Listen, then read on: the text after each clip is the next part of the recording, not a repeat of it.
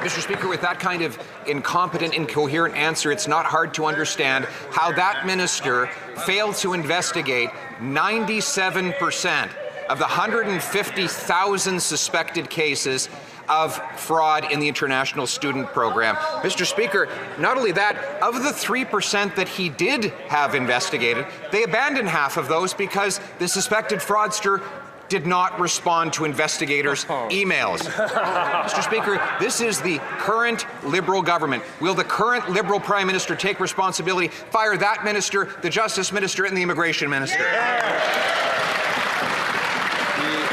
Honourable Minister of Justice. Speaker, if he wants to talk about incompetence in politics, he need look no further than the mirror. Listen to the approach that he takes on Canada-U.S. relations, saying it's not the Americans' fault, it's ours, we're stupid, while his caucus colleagues go down to south to say that we're throwing a hissy fit up here. You want to see incompetence? Let's look at the Conservative leader's statements calling the RCMP leadership despicable and calling on his political opponents to be jailed. We will move forward with thoughtful policy that ensures our immigration system moves with integrity while we welcome newcomers who can help grow the economy. The Honourable Leader of the Opposition. This Prime Minister is rewarding and encouraging incompetence by putting the single worst immigration minister in Canadian history in as the new Minister of Justice. That minister caused a 300% increase in population growth. Now we know that there were hundreds of thousands of potentially fraudulent cases that he refused to have investigated. 97% of the cases of potential fraud were uninvestigated, and half of the remaining 3% were abandoned because the fraudsters did not respond to emails.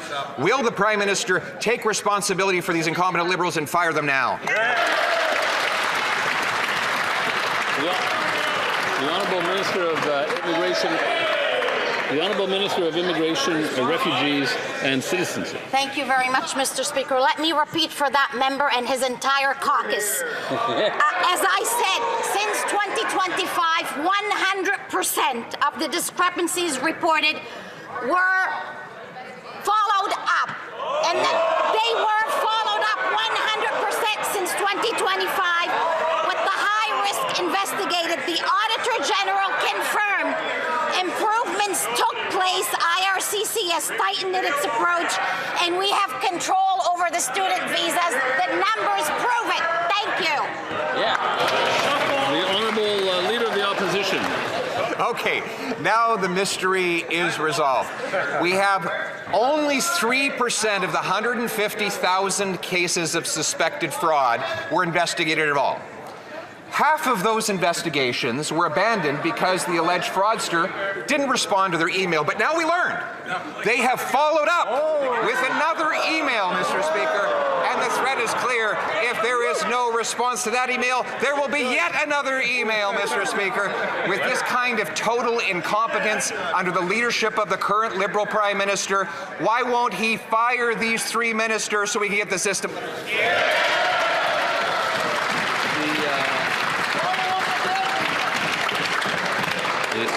The Honourable Minister. Thank you very much, Mr. Speaker.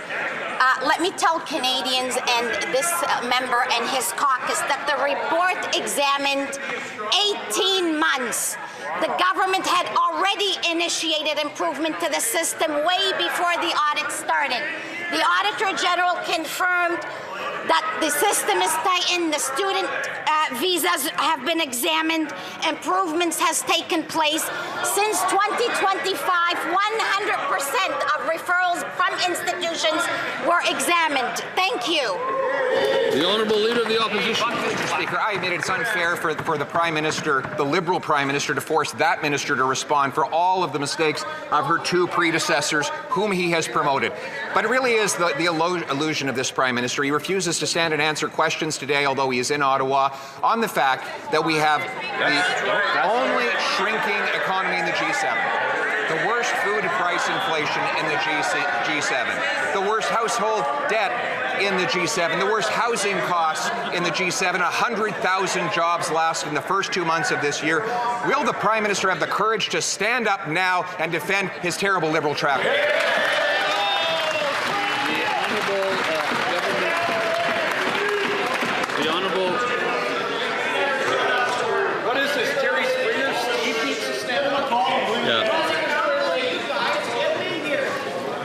The Honourable Government House Leader.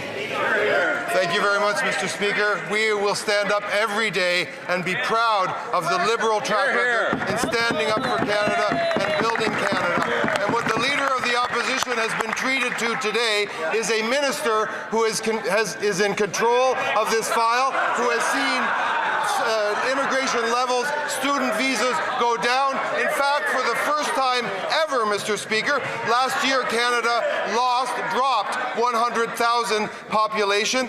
Canada has one of the best immigration systems in the country, in the world, and people are proud of it. People stand by it,